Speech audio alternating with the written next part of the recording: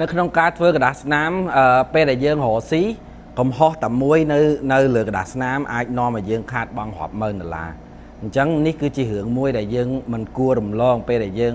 ចាប់ផ្ដើម business ថ្មីឬក៏យើងទិញ business ឬក៏យើងលក់ business សួស្តីបងប្អូនអ្នកគ្នាខ្ញុំបាទរិទ្ធអ្នករកស៊ីម្នាក់នៅក្រុង Houston រដ្ឋ Texas សហរដ្ឋអាមេរិកថ្ងៃនេះខ្ញុំមានប្រធានបទមួយនិយាយអំពីមូលហេតុអីដែលយើងគួរតែប្រើសេវា attorney អញ្ចឹងហេតុផលចម្បងទី1គឺ attorney គឺជាអ្នកដែលចងកិច្ចសន្យាឲ្យយើងនៅពេលដែលយើងទិញហាងឬក៏លក់ហាងបងប្អូនយើងមិនគួរត្រូវចង់ថាយើងមិនគួរជឿតែលើពាក្យសម្ដីតែមួយមុខទេមានន័យថាឧទាហរណ៍ថាឥឡូវដូចយើងទិញហាងដូណាត់យើងទិញហើយយើងអត់ចង់ឲ្យម្ចាស់ហាងបើកក្បែរយើងទេអញ្ចឹងយើងត្រូវធ្វើម៉េចមាន attorney គាត់ជួយចងកិច្ចសន្យាឲ្យយើងថា non competition នៅក្នុងកិច្ចសន្យាអញ្ចឹងទៅ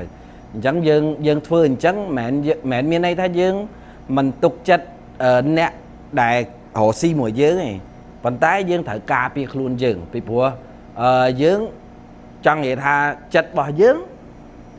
ងមិនមានបំណងអាក្រក់លើអ្នកដទៃទេប៉ុន្តែយើងត្រូវជឿជាក់ច្បាស់ថាអ្នកផ្សេងទៀតហ្នឹងក៏មិនធ្វើអាក្រក់ដាក់យើងអញ្ចឹងយើងមានអីការពារមានតែផ្លូវច្បាប់និងកិច្ចសន្យាហ្នឹងឯងផ្ទុយមកវិញឧទាហរណ៍ដូចជាអ្នកលក់អញ្ចឹងឧទាហរណ៍អ្នកលក់ហាងដូណាត់ឲ្យគេអញ្ចឹងឧទាហរណ៍ថាអ្នកលក់ផ្ទេកិច្ចសន្យាជួលឲ្យតែគេផ្ទេឈ្មោះហាងឲ្យតែគេឲ្យតែគេទាំងអស់អញ្ចឹងចុះថ្ងៃក្រោយទៅអ្នកទិញគាត់អត់បង់លុយដូចថាអ្នកលក់ហ្នឹងគាត់ឲ្យជាពាក់ហើយចុះបើសិនជាអ្នកទិញហើយអត់ឲ្យលុយតើគាត់ត្រូវធ្វើម៉េចអញ្ចឹងមានន័យថាយើងគួរតែមានកិច្ចសន្យាហើយមានមេធាវីធ្វើកិច្ចសន្យាយើងបានត្រឹមត្រូវវាជាការការពារយើងកុំឲ្យខាតថ្ងៃក្រោយអញ្ចឹងហេតុផលចម្បងហ្នឹងដែលធ្វើឲ្យយើងត្រូវតែមានកិច្ចសន្យាធ្វើឲ្យយើងដែលតម្រូវឲ្យយើងត្រូវតែមាន attorney ដើម្បីការពារខ្លួនយើងទាំងអ្នកលក់ទាំងអ្នកទិញហេតុផលទី2attorney គាត់អាចជួយ save លុយយើងបានច្រើនបើសិនជាយើងមានបញ្ហាអីទៅធៀបមួយថ្លៃ fee attorney គាត់ save លុយបានច្រើនឲ្យយើងខ្ញុំឧទាហរណ៍ដូចខ្ញុំអញ្ចឹងកំហុសធំរបស់ខ្ញុំនៅពេលដែលធ្វើ pizza ហ្នឹងខ្ញុំជឿជាក់លើពាក្យសម្ដីរបស់គេសន្យា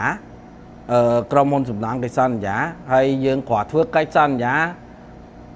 ដែលស្រាលបំផុតអត់មានចងជាកាតព្វកិច្ចអត់មានចងជាសំណងអត់មានទម្ងន់អីធ្ងន់ទាំងអស់ដល់ពេលអញ្ចឹងខ្ញុំគ្រាន់ធ្វើកិច្ចសន្យាមួយខាងក្រុមហ៊ុនសំណង់អញ្ចឹងទៅហើយតែដល់ពេលគេយឺតយើងចង់ដោះស្រាយផ្លូវច្បាប់ក៏យើងអត់ធ្វើអត់ទៅរួចដែរអញ្ចឹងពេលហ្នឹងមិនមែនថាខ្ញុំចង់ sell លុយ attorney ទេដោយសារតែខ្ញុំអត់ដឹងហើយខ្ញុំអត់ជឿជាក់លើមេធាវីខ្លាំងដល់ពេលអញ្ចឹងបានបកមកវិញខ្ញុំមើលឃើញថាការដែលយើងប្រើប្រាស់ attorney គឺជួយយើងបានច្រើននៅពេលដែលយើងមានបញ្ហាអីកើតឡើងហើយហេតុផលចម្បងទី3attorney គឺគាត់ជួយ review គ្រប់ឯកសារឲ្យយើងទាំងអស់មុនពេលដែលយើងសញ្ញេបងប្អូនដឹងស្រាប់ហើយនៅស្រុកនេះគឺស្រុកច្បាប់អញ្ចឹងមុនពេលដែលយើងសញ្ញេលើឯកសារអីមួយយើងត្រូវតែពិនិត្យនៅក្នុងពិភពចំនួនឬក៏នៅក្នុងការរកស៊ីយើងអាចចេះតែសញ្ញេចោលហើយដល់ពេលយើងមានបញ្ហាយើងនិយាយថាអូខ្ញុំអត់សូវចេះអង់គ្លេសខ្ញុំចេះសញ្ញេឬក៏គេឲ្យសញ្ញេគេអត់ទទួលស្គាល់អាហេតុផលហ្នឹងឯងបងប្អូនអញ្ចឹងបានថាមុនពេលដែលយើងសញ្ញេត្រូវឲ្យ attorney គាត់ជួយ review ឲ្យទាំងអស់ពីព្រោះជួនកាលទៅទោះបីយើងចេះអង់គ្លេសបានគួរសមក៏ដោយប៉ុន្តែពេលខ្លះភាសាច្បាប់ពេលខ្លះភាសាកិច្ចសន្យាយើងមើលអត់ឃើញទេអញ្ចឹង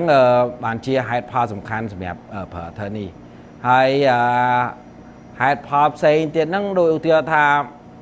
យើងធម្មតាយើងរកស៊ីតែងតែយើងអាចនឹងថ្ងៃក្រោយទៅយើងមានលក់ business យើងទៅវិញឬក៏យើងមាន exit strategy របស់យើងអញ្ចឹងណាអញ្ចឹងដើម្បីរៀបចំអាហ្នឹងទុកមុនទៅហើយមេធាវីគាត់ជួយ review កងត្រាជួលអីអញ្ចឹងឲ្យយើងទៅមានខ្លះកន្លែងណាគាត់សរសេរថានៅពេលដែលយើងចង់លក់ហាងវិញ landlord ព្រមលក់ ឬក៏ព្រមព្រៀងមួយយើងឬក៏អត់មានជាឧបសគ្គអីអញ្ចឹងណាអាហ្នឹងវាអាស្រ័យទៅលើលក្ខខណ្ឌជាក់ស្ដែងហើយនឹងការពិភាក្សាបងប្អូនមួយអធិនេះបងប្អូនទៅប៉ុន្តែគ្រាន់ថានេះក៏ជាដូចថាជាសេណារីយ៉ូមួយដែលយើងរៀបចំទៅថ្ងៃក្រោយដែរ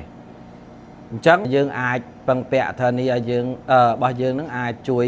platform ជា structure របស់ក្រុមហ៊ុនយើងអញ្ចឹងណាជា LLC អញ្ចឹងណាពីព្រោះដោយវីដេអូមុនខ្ញុំធ្លាប់និយាយអញ្ចឹងថាយើងរកស៊ីតាក់ទងមួយចំណីអាហារឬក៏ខ្ញុំរកស៊ីតាក់ទងមួយចំណីអាហារអញ្ចឹងខ្ញុំត្រូវតែធ្វើ LLC មួយដើម្បី protect ទ្រព្យសម្បត្តិរបស់យើងដូចថា protect ពីបញ្ហាហាងមួយហ្នឹងកុំឲ្យវាជាប់គ្នាពេលមានបញ្ហាហាងមួយមានបញ្ហាកុំឲ្យពាក់ព័ន្ធមួយហាងមួយទៀតឬក៏កុំឲ្យពាក់ព័ន្ធមួយផ្ទះរបស់យើងឬក៏ទ្រព្យអីផ្សេងរបស់យើងអញ្ចឹងបានថាសរុបមកវិញការដែលប្រើប្រាស់ Attorney នេះធ្វើបិទតែយើងត្រូវចំណាយលុយតិចតួចមែនប៉ុន្តែ